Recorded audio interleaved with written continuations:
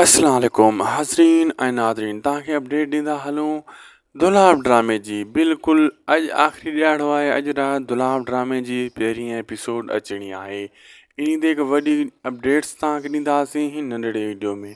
छा वाकई अॼु राति दुलाब ड्रामे जी पहिरीं एपिसोड ईंदी बि सही या माण्हू हरू भरू इंतज़ारु करे रहिया आहिनि।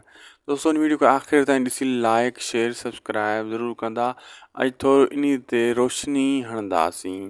दोस्तों तव्हांखे ॿुधाईंदा हलूं दुलाब ड्रामो हिकु सोप सीरियल वॾो बहितरीनु सोप सीरियल आहे ऐं कल्ह लाइव खजू साहब पाण बि आयो हुयो फेसबुक ते, जंहिं ते असां बि कमेंट कया हुयासीं ऐं हू बेले ते वञी रहियो हुयो ऐं तबियत हाणे मुंहिंजी सही थी चुकी आहे।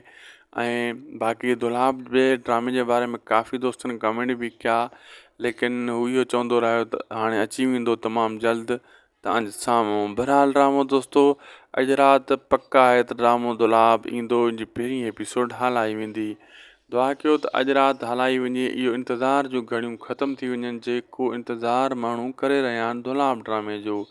जे अॼु राति न हलियो त पोइ दोस्तों वरी अॻिते 8 ॾींहं माण्हुनि खे इंतज़ारु करिणो पवंदो मथे सूमर जो।